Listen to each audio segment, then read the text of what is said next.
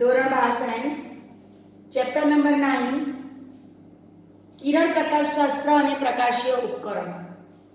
કિરણ પ્રકાશશાસ્ત્ર અને પ્રકાશીય ઉપકરણો જેની પ્રસ્તાવના આપણે જોઈ ચૂક્યા છીએ. આજનો આપણો મુદ્દો છે ગોળીય અરીસા માટે કેન્દ્ર લંબાઈ અને વક્રતા ત્રિજ્યા વચ્ચેનો સંબંધ. તમે સૌ જાણો છો કે વક્રતા ત્રિજ્યા એટલે r અને કેન્દ્ર લંબાઈ એટલે f. તમે એનો સંબંધ પણ ધોરણ 10 માં ભણી ચૂક્યા છો, r = 2f. તો આપણે એની તારવણી કરવી છે. ફરીથી 2 માર્ક્સમાં પૂછાય એવો પ્રશ્ન છે, ગોળીય અરીસા માટે કેન્દ્ર લંબાઈ અને વક્રતા ત્રિજ્યા વચ્ચેનો સંબંધ તારવો. લેક્ચર 1 માં આપણે શીખી ગયેલા કે ગોળીય અરીસો કેવી રીતના બનાવાય. તો આપણે ચર્ચા કરી ગયેલા કે આપણી પાસે એક ગોળાકાર કવચ છે, એમાંથી આપણે આટલો ભાગ કાપી લઈએ. એ ભાગની બહાર જો આપણે ઢોળ ચડાવીએ તો અંતર્ગોળ અરીસો તૈયાર થાય, અને ભાગની અંદર જો આપણે ઢોળ ચડાવીએ તો બહિર્ગોળ અરીસો તૈયાર થાય. ટૂંકમાં અરીસો તૈયાર કેવી રીતના કરવો તે આપણે આગળ જોઈ ગયા છે કે પહેલા ગોળીય કવચ લીધું, પછી એમાંથી થોડો ભાગ કાપી લીધો, એમાં આપણે અંદરની સપાટી પરાવર્તક બનાવીશું તો એ અંતર્ગોળ અરીસો બનશે, અને બહારની સપાટી પરાવર્તક બનાવીશું તો તે બહિર્ગોળ અરીસો બનશે. બીજી એક ચર્ચા આપણે કરી ગયેલા કે અંતર્ગોળ અરીસો જે છે ને એ આપણને વાસ્તવિક અને ઉલટું તથા આભાસી અને ચત્તુ બંને પ્રકારના પ્રતિબિંબ આપે છે, જ્યારે બહિર્ગોળ અરીસો માત્ર ને માત્ર આભાસી અને ચત્તુ પ્રતિબિંબ આપે છે. આજના મુદ્દામાં આપણે જે જોવાના છીએ તેમાં સૌપ્રથમ તો મેં અંતર્ગોળ અરીસો દોર્યો છે, અને આપણે ચર્ચા કરી ગયેલા તે પ્રમાણે અંતર્ગોળ અરીસાની સપાટી નું મધ્ય બિંદુ એટલે કે એનું ધ્રુવ, આ એનું ધ્રુવ P આપણે દર્શાવ્યું છે. બરાબર. પછી આપણે દર્પણ મુખની ચર્ચા કરેલી. અરીસાની વર્તુળાકાર ધર્મ વ્યાસ એટલે દર્પણ મુખ. તો હું એને આ રીતના કંઈક દોરીશ. અહીંયા મૂકીશ M બિંદુ અને અહીંયા મૂકીશ D બિંદુ. હવે એક્ચ્યુઅલી આ ટાઈપનું હોય છે, બહુ નાનું ડિસ્ટન્સ હોય એટલે નેગ્લિજિબલ હોય, તમે એને આવું ગણો તો પણ ચાલે. છતાં પણ આપણે અહીંયા ગણતરીમાં લઈ જોઈએ શું થાય છે તે. ત્યાર પછી આપણે જોઈ ગયેલા કે ગોળીય અરીસો જે ગોળાકાર કવચનો ભાગ છે તે ગોળાકાર કવચનું કેન્દ્ર એટલે વક્રતા કેન્દ્ર. વક્રતા કેન્દ્રની સંજ્ઞા હતી C, એટલે અહીંયા હું દર્શાવીશ C. અને સ્વાભાવિક છે કે આપણે C બતાવીએ એટલે C થી P નું અંતર તો r તમે જાણો છો. તો વક્રતા કેન્દ્ર અને ધ્રુવ વચ્ચેનું અંતર એટલે કે વક્રતા ત્રિજ્યા કેપિટલ R, એને પણ હું સાથે દર્શાવી દઈશ. બરાબર. હવે આપણે એક મુદ્દો જોઈ ગયા કે અરીસાની મુખ્ય અક્ષને સમાંતર આપાત થતા કિરણો, અરીસાની મુખ્ય અક્ષને આ મુખ્ય અક્ષ ને સમાંતર આપાત થતા કિરણો અરીસાની સપાટી દ્વારા પરાવર્તન પામીને જે બિંદુએ ભેગા થાય એટલે કે અંતર્ગોળ અરીસો, અથવા ભેગા થાય તેવો આભાસ થાય એટલે કે બહિર્ગોળ અરીસો, જેને આપણે કીધેલું મુખ્ય કેન્દ્ર. બરાબર. તો હું એક સમાંતર કિરણ લઈશ. આ સમાંતર કિરણ અનંત અંતરથી આવતું હશે, જે અરીસાની સપાટી પર આપાત થશે. અરીસાની સપાટી એના ગુણધર્મ પ્રમાણે પરાવર્તનની પ્રક્રિયા કરશે, અને એ પરાવર્તિત કિરણ એ મુખ્ય કેન્દ્રમાંથી પસાર થશે. તો હવે આપણે લઈશું સમાંતર કિરણ. આ સમાંતર કિરણ મુખ્ય અક્ષને સમાંતર કિરણ સપાટી પર M બિંદુએ આપાત થયો એટલે M એ અરીસાની સપાટીનું આપાત બિંદુ કહેવાય. બરાબર. હવે અરીસો કરશે એનું પરાવર્તન, અને એ પરાવર્તિત કિરણ એ મુખ્ય કેન્દ્રમાંથી પસાર થશે. આ મુખ્ય કેન્દ્ર લઉં છું અહીંયા હું. આ મુખ્ય કેન્દ્રમાંથી પસાર થયું. આપણે જાણીએ છીએ કે મુખ્ય કેન્દ્ર અને ધ્રુવ વચ્ચેનું અંતર એટલે કે કેન્દ્ર લંબાઈ સ્મોલ f, જેને આપણે કહીએ છીએ ફોકલ લેન્થ. યાદ રાખવાનું કે અરીસા માટે જે ધ્રુવ છે તેવું લેન્સ માટે આવશે ઓપ્ટિકલ કેન્દ્ર. એટલે બંને શબ્દ અલગ છે. ભલે એ લેન્સનું મધ્યબિંદુ કેમ ન હોય, એ ઓપ્ટિકલ કેન્દ્ર છે. આ અરીસાની સપાટીનું મધ્યબિંદુ એ એનું ધ્રુવ છે. બરાબર? તો મુખ્ય કેન્દ્ર એટલે f અને ધ્રુવ વચ્ચેનું અંતર એટલે શું? એની કેન્દ્ર લંબાઈ સ્મોલ f, જેને આપણે દર્શાવી દઈશું. અહીંયા જે કંઈ જરૂરી છે તે વસ્તુ આપણે બતાવી દઈશું.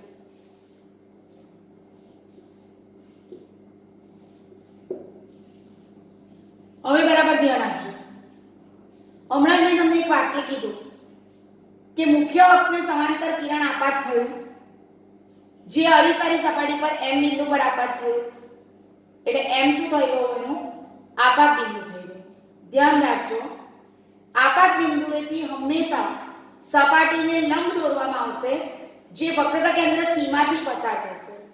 આપાત બિંદુએથી હંમેશા લંબ દોરવામાં આવશે. આપાત બિંદુએ લંબ જે વક્રતા કેન્દ્ર C માંથી પસાર થશે. એટલે અહીંથી આપણે લંબ દોરીશું, જે આપાત થશે. હવે તમે વિચાર કરો, આપણે વ્યવસ્થિત જરાક માપપટ્ટીનો ઉપયોગ કરીને દોરતે તો ચાલતે.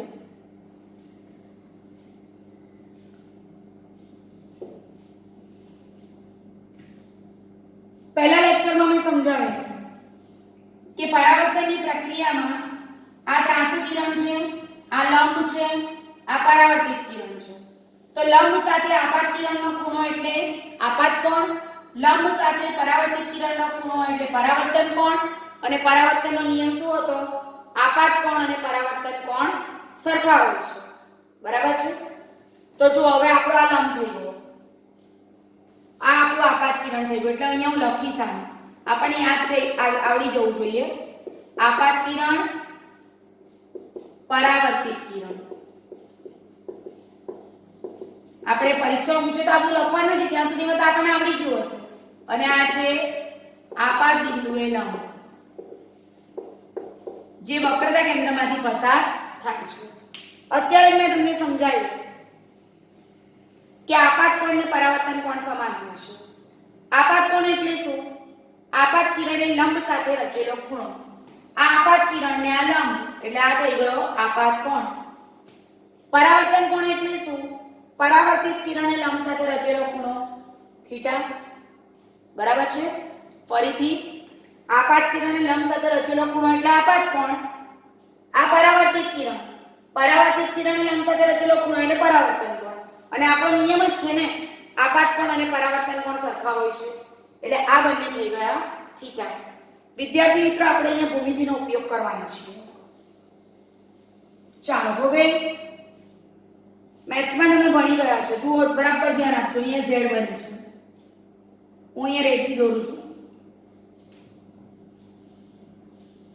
એટલે આ થીટા હોય તો આ પણ થીટા થયું. બરાબર છે? હવે આપણે ભૂમિતિના કેટલાક સિદ્ધાંતોનો ઉપયોગ કરીએ. તો અંતર્ગોળ આકૃતિમાં અંતર્ગોળ સપાટીનું C વક્રતા કેન્દ્ર છે, અંતર્ગોળ અરીસાનું P એનું ધ્રુવ છે.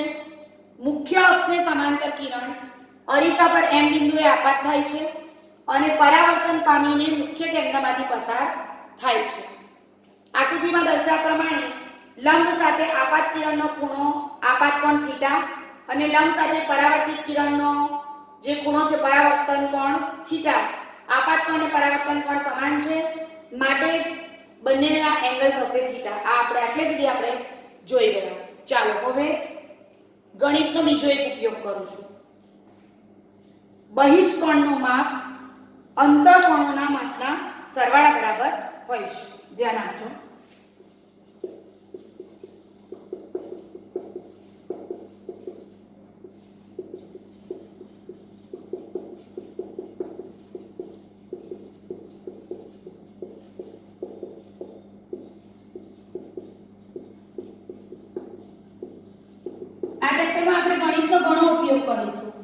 બહિષ્કોણનું માપ અંતઃકોણના માપના સરવાળા બરાબર હોય છે.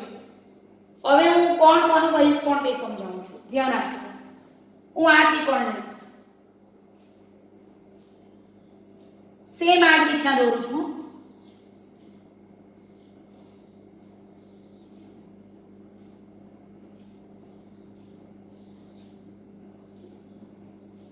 થીટા થીટા, અહીંયા હતું એમ બિંદુ, અહીંયા સી, અહીંયા એફ, અહીંયા ડી અને આ નજીકમાં પી, આવું કંઈક છે. તો ખૂણો MFD અથવા MFP, બરાબર ને, કોઈ બી લેવાય. મેં તમને પહેલા જ કીધું કે દર્પણમુખ નાનું હોય તો D અને P એકદમ નજીકના બિંદુ આપણે ગણી શકીએ, બરાબર છે. તો અહીંયા આપણને દેખાય છે કે MFP અથવા MFD, ખૂણો MFP અથવા ખૂણો MFD એ ત્રિકોણ MCF નો બહિષ્કોણ છે.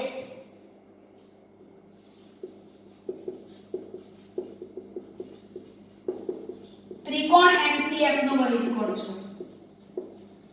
હવે નિયમનો ઉપયોગ કરીએ. બહિષ્કોણનું માપ, આ બહિષ્કોણ, એનું માપ અંતઃકોણના માપના સરવાળા બરાબર. વાક્ય રચના જુઓ. બહિષ્કોણ એટલે કયો? MFP, MFD અથવા MFP. અંતઃકોણના માપનો સરવાળો એટલે ખૂણો CMF પ્લસ ખૂણો MCF. એટલે આ ખૂણો તો એ તો આ થીટા હતો. જુઓ તો CMF થીટા છે અને MCF પણ થીટા છે. એટલે ખૂણો MFD કેટલો થયો? 2 થીટા. એટલે અહીંયા આપણે મૂકી દઈશું 2 થીટા. બરાબર છે ને? આપણને ખબર હોય તો પણ આપણે વાક્ય રચના ઉમેરીને લખવું પડે, નહીં તો સમજૂતી યોગ્ય ન આપી શકીએ એમ. ચાલો હવે ફરી ભૂમિતિનો ઉપયોગ કરીએ. મારા ખ્યાલથી તમને હવે આ સમજાઈ ગયું છે. હવે આપણે આ મોટી આકૃતિને ધ્યાન પર લઈશું.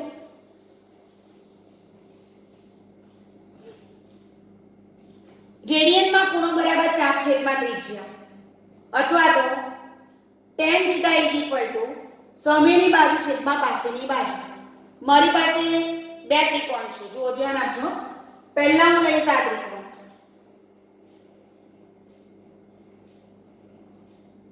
ત્રિકોણ MCD. ત્રિકોણ MCD માં tan θ MD/CD.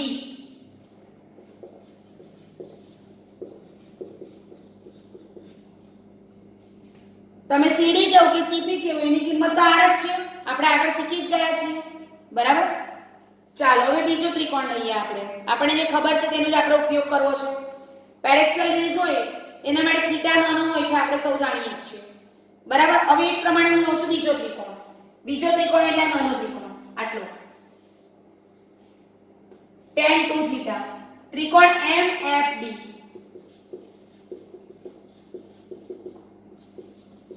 tan 2 θ MD/FD. બરાબર છે. પેરેક્સિયલ રેઝે કેન્દ્ર સાથે ધ્રુવ સાથે રચેલો ખૂણો અત્યંત નાનો હોય તો sin θ is approximately theta, tan θ is approximately theta.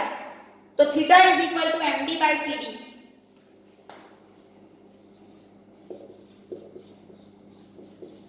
સમીકરણ નંબર 1 અને 2 θ is equal to MD/FD.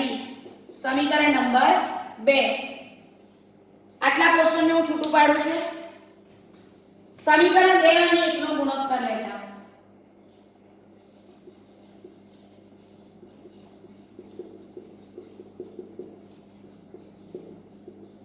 2 θ upon θ બરાબર MD/FD અને MD/CD. આ FD છે એટલે MD કેન્સલ. ચાલો CD જોઈએ. હવે CD કેવો કે CP કેવો, મેં આગળ જ તમને કીધું કે આપણી વર્તુળાકાર દર કંઈક આવી છે ને આ દર્પણ મુક્ત અત્યંત નાનું, આ ડિસ્ટન્સ નેગ્લિજિબલ છે. તમે CD ની જગ્યાએ CP કહો તો બી ફેર નહીં પડે, કારણ કે આ ડિસ્ટન્સ ડેલ્ટા અત્યંત સૂક્ષ્મ છે, બરાબર. એટલે CD is equal to R. CD ની જગ્યાએ મૂકીશ R. અને FD અથવા FP F. થીટા કેન્સલ એટલે હવે બાકી રહી ગયું 2 બરાબર r upon f. That implies r is equal to 2f. બરાબર. હવે સંજ્ઞા પદ્ધતિનો મારો ઉપયોગ કરવો હોય તો ફર્સ્ટ લેક્ચરમાં આપણે સંજ્ઞા પદ્ધતિ જોયેલી. આપાત કિરણની દિશામાંના અંતરો લેવા ધન, આપાત કિરણની વિરુદ્ધ દિશાના અંતરો લેવા ઋણ. તમે જોઈ શકો છો આપણા બધા અંતર ડાબી બાજુના છે. આપાત કિરણની વિરુદ્ધ દિશાના એટલે માઈનસ છે. r પણ માઈનસ છે અને f પણ માઈનસ છે. માઈનસ માઈનસ મૂકશું તો પ્લસ થઈ જશે. એના પરથી સાબિત થઈ ગયું કે વક્રતા ત્રિજ્યા r એ હંમેશા કેન્દ્ર લંબાઈ કરતા કેવી હોય છે? બમણી હોય છે. બરાબર છે. હવે આ બધી વસ્તુ એવી છે કે જે તમે તમારી રીતે રજૂઆત કરી શકો. એટલે ભૌમિતિક સિદ્ધાંતોનો યોગ્ય ઉપયોગ કરીને તમે અન્ય રીતે પણ સાબિત કરી શકશો. ફરી જોઈ લઈશું ટૂંકમાં. આપાત કિરણ અરીસાની સપાટી પર m બિંદુએ આપાત થયું, પરાવર્તન પામી મુખ્ય કેન્દ્રમાંથી પસાર થયો. આપાત બિંદુએ સપાટીને દોરેલો લંબ હંમેશા વક્રતા કેન્દ્ર સીમાથી પસાર થાય છે. આકૃતિમાં દર્શાવ્યું છે. બરાબર.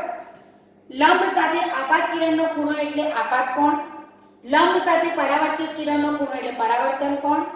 પરાવર્તનના નિયમ મુજબ આપાત કોણ અને પરાવર્તન કોણ સમાન હોય છે એટલે આ બંને થીટા થશે. તમે જોઈ શકો છો અહીંયા z રચાય છે એટલે આ પણ થીટા થશે. બરાબર. હવે આપણે ગણિતના સિદ્ધાંતોનો ઉપયોગ કરીએ તો આપણે જાણીએ છીએ કે બહિષ્કોણનું માપ અંતઃકોણના માપના સરવાળા બરાબર હોય છે. આપણી પાસે આ એક ત્રિકોણ છે જેનો બહિષ્કોણ છે આ, તો ખૂણો MCF નો બહિષ્કોણ ખૂણો MFD છે. માટે ખૂણો MFD ખૂણો MCF CMF. એટલે MFD નું માપ થઈ ગયું થીટા પ્લસ થીટા એટલે કે 2 થીટા. બરાબર. હવે ત્રિકોણ MCD અને ત્રિકોણ MFD માં tan થીટાના સમીકરણનો ઉપયોગ કરીએ. tan theta MD upon CD, tan 2 theta MD upon FD. સમીકરણ 2 અને 1 નો ગુણોત્તર લઈએ. 2 theta upon theta MD upon FD, MD upon CD, MD cancel, R upon F. મેં તમને સમજાવ્યું CD is equivalent to CP. સરખું લઈ શકાય. FD is equivalent to FP. CD is equal to આપણને દેખાય છે વક્રતા કેન્દ્ર અને ધ્રુવ વચ્ચેનું અંતર એટલે કે વક્રતા ત્રિજ્યા અને મુખ્ય કેન્દ્ર અને ધ્રુવ વચ્ચેનું અંતર એટલે કે કેન્દ્ર લંબાઈ.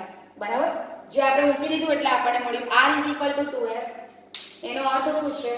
વક્રતા ત્રિજ્યા એ કેન્દ્ર લંબાઈ કરતા બમણી હોય છે. એટલે કે આ જો 40 હોય તો F એ 20 પર હોવું જોઈએ. અગત્યનું તારણ આપણે તારવ્યું. હવે થોડી પ્રતિબિંબ અંગેની સમજ મેળવીશું આપણે.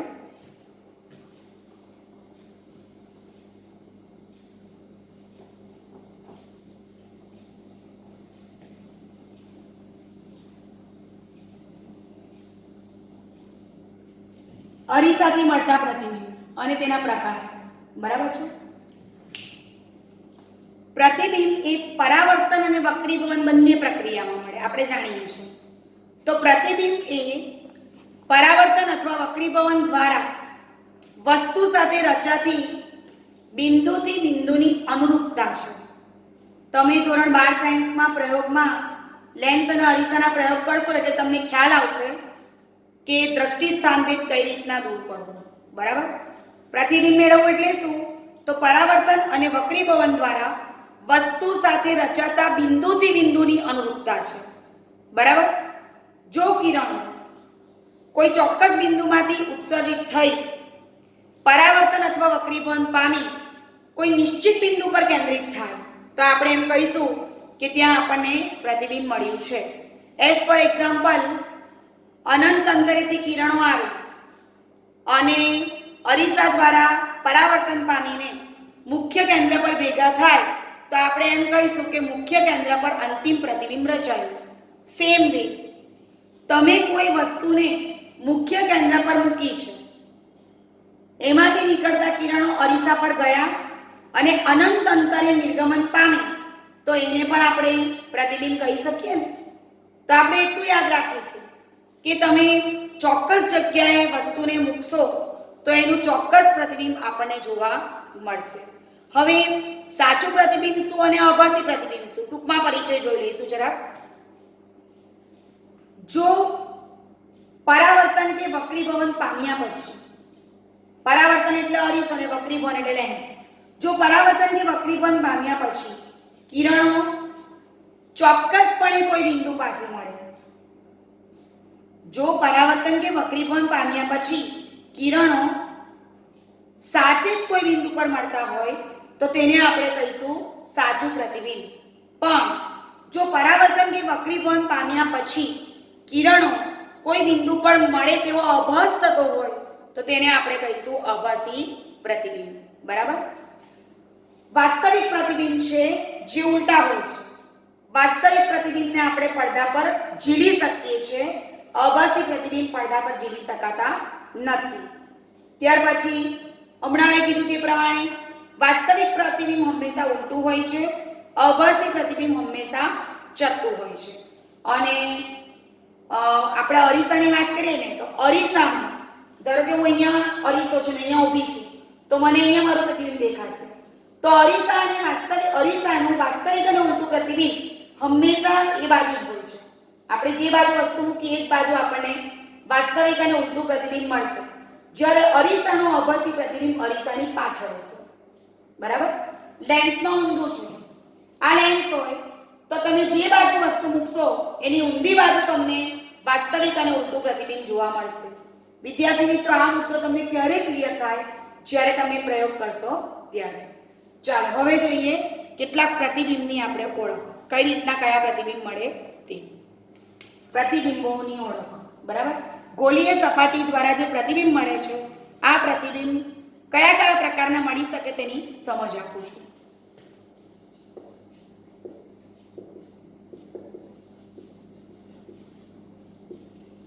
ચાલો હું એક અંતર્ગોળ, તમને એવું થશે અંતર્ગોળ અરીસો જ કેમ નહીં છે, પણ અંતર્ગોળ અરીસો વાસ્તવિક અને ઉલટું પ્રતિબિંબ આપે છે પડદા પર ઝીલાય, એટલે એની આપણે યોગ્ય સમજૂતી આપી શકીએ છીએ. તમે બહિર્ગોળ પણ લઈ શકો, એ પણ હું તમને સમજાવું છું. બરાબર. સૌથી પહેલા હું અંતર્ગોળ અરીસો મૂકું છું. બંને માટે મારે એક જ વસ્તુ તમને સમજાવી છે. આ અંતર્ગોળ અરીસો,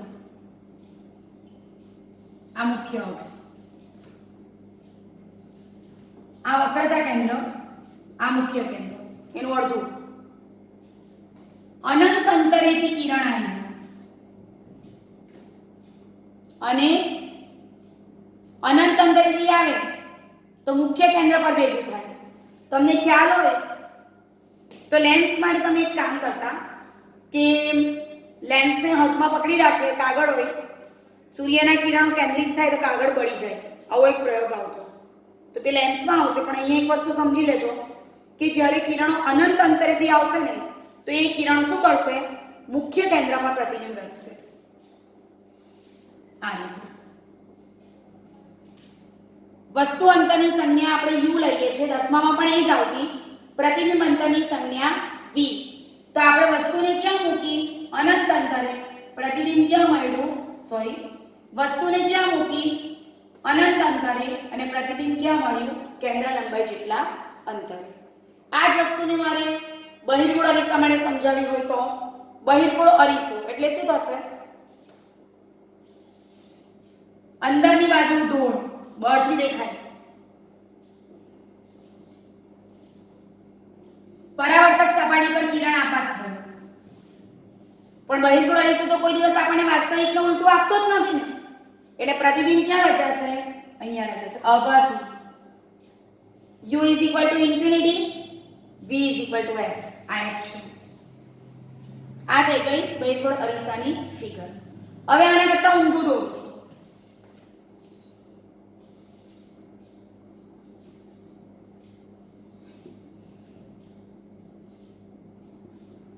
મુખ્ય કેન્દ્ર પર વસ્તુને મૂકું છું. મુખ્ય કેન્દ્ર પર વસ્તુ મૂકીશ તો શું થશે? અનંત અંતરે પ્રતિબિંબ જશે. આ પરિસ્થિતિ પણ મારા ખ્યાલથી બુકમાં સમજાવેલી હોવી જોઈએ.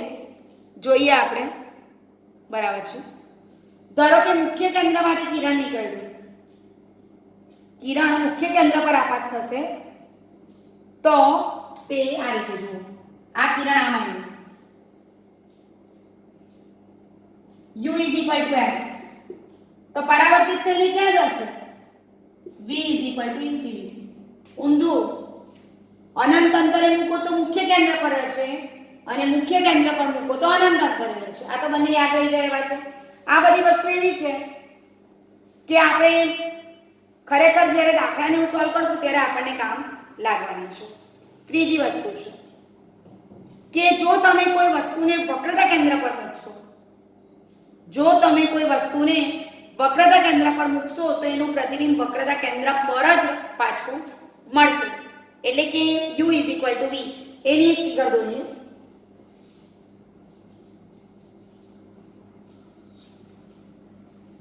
આ c, આ f.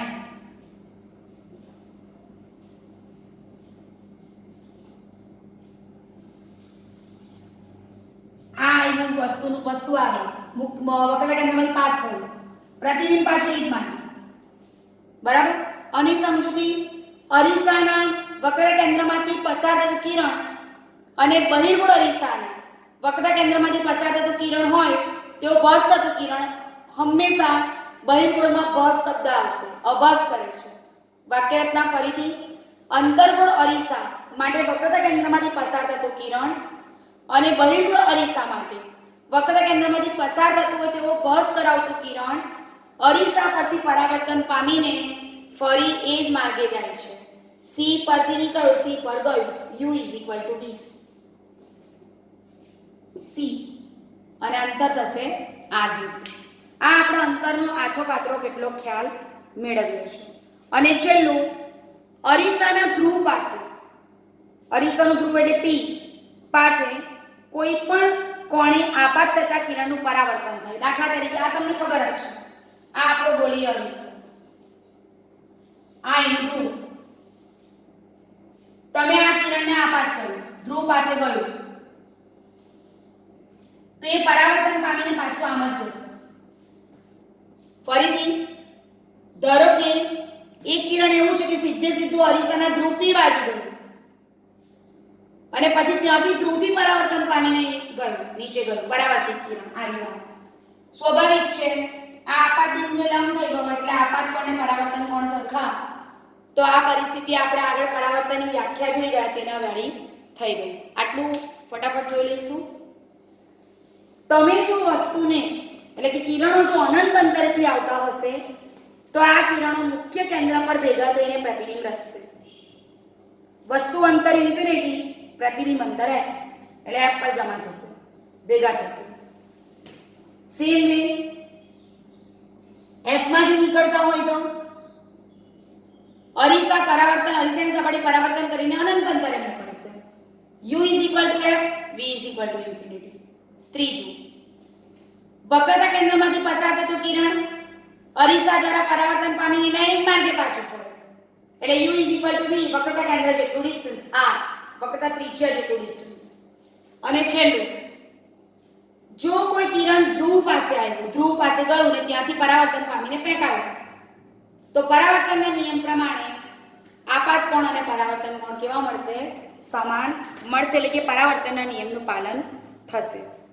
તો આજે આપણે r = 2f શીખ્યા અને અરીસા દ્વારા જે પ્રતિબિંબો મળે છે તેની થોડીક સમજ મેળવી. બરાબર છે.